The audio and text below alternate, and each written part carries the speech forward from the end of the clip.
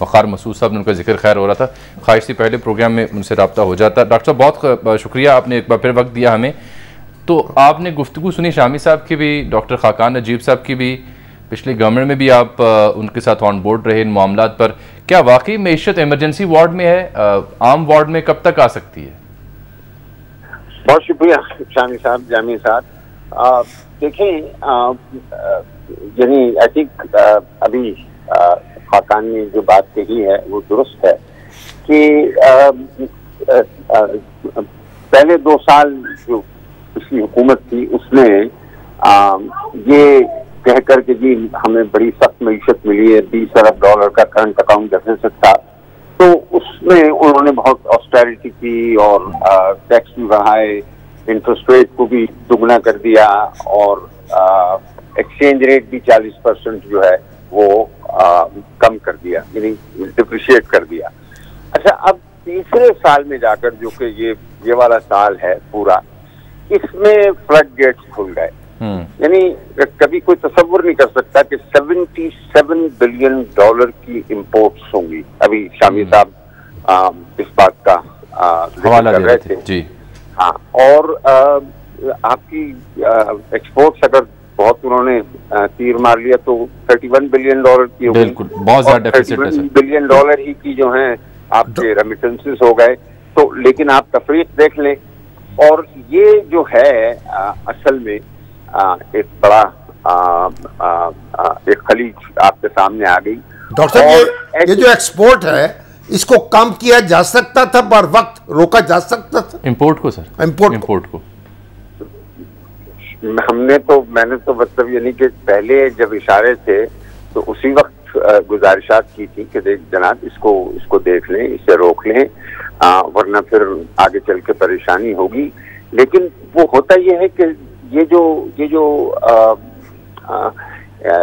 अगर एक दफा मईशत दौड़ने लगे तो वो बड़ी अच्छी लगती है, और फिर आप कहते हैं कि जी ये अपने मसाइल का खुद हल निकाल लेगी। तो ऐसा तो आपके सामने है, ये नहीं हुआ। और मतलब दूसरी तरफ एक सियासी हंगामा आराई भी जो है वो ऐसी शुरू हो गई जिसने इसको बढ़ोतरी दी है। तो अब हमारे सामने जो है ये जो आखिर में नाम नहाद रिलीफ पैकेज है, उसने जो है बहुत मुश्किलात पैदा कर दी। और अब ये हुकूमत आई थी, मेरी नजर में तो इनको पहले दिन से थोड़ा थोड़ा करना शुरू कर देना चाहिए था इजाफा। अब तक ये कोई क्योंकि फोर्टनाइटली कीमतों में हर 15 दिन बाद रद्द-बदल होता है, तो अब तक इनके होते हुए कोई 5 आ गई हैं ओकेजन्स। लेकिन इन्होंने सारी चीज को इन 3 दिनों के अंदर, यानी 3 मौकों पर इसको इतना बढ़ा दिया जिससे कि बहुत, मैं समझता हूँ कि एडजस्टमेंट यानी एक बहुत बड़ा करंट लगाने की बात है। तो लोग किस तरीके से सह पाएंगे? डॉक्टर साहब, ये बताएं लोगों के लिए कि क्या आने वाले 15-20 दिनों में मजीद पेट्रोल महंगा होगा?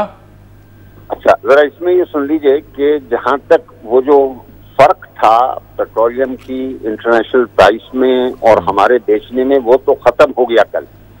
तमाम कीमतें उन्होंने जो हैं कॉस्ट रिकवरी के सतह पे लेकर आ गए हैं। अब जो उन्होंने, यानी जिस चीज के लिए हम सबको तैयार रहना चाहिए, एक इंटरव्यू के अंदर किसी प्रोग्राम में, शायद नदीम मलिक के प्रोग्राम में, उन्होंने ये कहा कि जी 750 अरब रुपए का तखमीना लगाया है पेट्रोलियम लेवी से लेने का इस साल। तो उस पर क्या उन्होंने कि भाई आपने पिछले साल जो गुजर रहा है 600 अरब कहे थे, वहां मुश्किल 140 अरब भी नहीं ले सके, अब आप 750 कैसे लेंगे? तो उन्होंने मतलब जो है बहुत ही पुरअज़्म अंदाज में कहा, मैं लेके आपको करके दिखाऊंगा। तो अच्छा, फिर लेवी का रेट भी जो है 30 रुपए से शायद 50 रुपए बढ़ा दिया गया है। तो अगर लेवी लगाएंगे, 50 रुपए की लेवी है और फिर सेल्स टैक्स है। अब आप देखें, जैसे हम डीजल को ले लें जिसपे आपने ज्यादा इज़हारे परेशानी किया है, तो वो अगर 263 रुपए का है, 263 रुपए पे 17% जो टैक्स आएगा, तो 34 रुपए एक और 8.5 रुपए एक, तो ये तो 42 रुपए वो बनेंगे और 50 रुपये, तो इसका मतलब इनके जहन में है कि अभी 92 रुपीस का मैं मजीद एडजस्टमेंट करूंगा। तो ये तो मेरी नजर में काफी यानी इस हिसाब से वकार मसूद साहब जो डीजल होगा वो 350 रुपए फी लीटर के लगभग बनता है, अगर इनका यही प्लान है। बिल्कुल। और बिल्कुल, पेट्रोल भी फिर इसी हिसाब से ऊपर जाएगा, ये अब फिर 300 में आ जाएंगी, 300 की रेंज में आ जाएंगी। तो डॉक्टर साहब मगर ये बताइए, अगर खुदा ना खास्ता ऐसा होता है तो यहाँ तो कोहराम बर्पा हो जाएगा, कोहराम मच जाएगा। जरा शामी साहब, मैं आपसे कहता हूँ कि ठीक है, कोहराम मच जाएगा और ये समझ में आने वाली बात है, लेकिन ये पाकिस्तान जैसे मुल्क के लिए ये ऐसे हालात हैं जो कि उस पर एक तरह से दुनिया ने मुसल्लत कर दिए हैं। सिर्फ हमारे लिए नहीं, सारी दुनिया में ये बात हो रही है। आप देखें, कल रात जो अमेरिका के अंदर फेडरल रिजर्व ने 75 बेसिस पॉइंट का इंटरेस्ट रेट बढ़ाया है, सारी दुनिया की मार्केट्स हिल गई है। और इंग्लैंड में भी प्रोबेबली, और इंग्लैंड में भी यही है, ठीक है ना। तो इंग्लैंड, अच्छा, और आप देख लीजिए, आप ही के शायद चैनल पे मैं देखता तो सारी दुनिया के अंदर आप कीमतों का मुकाबला कर लें, तो मतलब यानी कि ये चीज अच्छी है सर, दुआ ये करनी चाहिए यूक्रेन वॉर खत्म हो जाए, या कल जो है ये कीमतें गिरनी शुरू हो जाए। अभी गिरनी शुरू हुई थी इस खबर पे कि जनाब वो चीन के अंदर शंघाई में कंप्लीट टेस्टिंग वो कर रहे हैं अक्रॉस द बोर्ड। तो एक दिन जो है कीमत गिरी, लेकिन दूसरे दिन और किसी चीज ने उम्मीद बढ़ा दी और कीमत दोबारा फिर वो वहां पे पहुंच गई 125 से 130। यानी कि जब फैसला किया था कि जनाब हम पेट्रोलियम की कीमत नहीं बढ़ाएंगे बल्कि 10 रुपए छोड़ेंगे और 5 रुपए इलेक्ट्रिसिटी की छोड़ेंगे, तो उस वक्त तक तो 85 डॉलर ब्रेंट था जो हमारे लिए रेलेवेंट है, और अब 125 130 तो डॉक्टर के दरमियान में आपने तो लिखा भी है जो हमारा बजट है वो IMF की जरूरतों को पूरी नहीं कर रहा। तो इसका मतलब क्या है कि फिर IMF से हमारा मामला जो है वो खटाई में पड़ा रहेगा। इसका अच्छा यही है, लेकिन ये जो काम अभी काम किया है और जिस अज़्म का इजहार किया है, तो उससे लगता है कि कमर बस्ता तो हैं कि जो भी कुछ उसकी जरूरत है उनको पूरा करेंगे। लेकिन शामी साहब, मैं हैरान हूँ, इन्होंने ये किया क्यों? ये आत्मचोरी खेल रहे हैं IMF के साथ। अगर एक मौके पे आपने तय कर लिया था, हम तो समझे थे कि जो दोहा से वापस आए हैं ये तो बात बन गई है मसला था कि बढ़ाएंगे या नहीं बढ़ाएंगे, लेकिन ये कीमत पेट्रोल और डीजल की, लेकिन मतलब वो तो काम कर दिया और बजट ऐसा दे दिया जिसको देखकर IMF वाले जो हैं वो नाराज हुए बगैर नहीं रह सकते।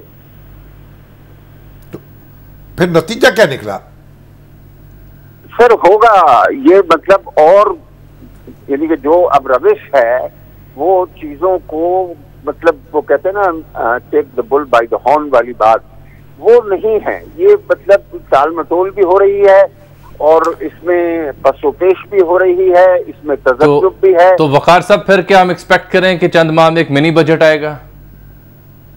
सर मतलब आप मिनी बजट देखें, ये तो 750 अरब रुपए तो इन्होंने बजट में रखे हुए हैं ना, और इसका लगा देना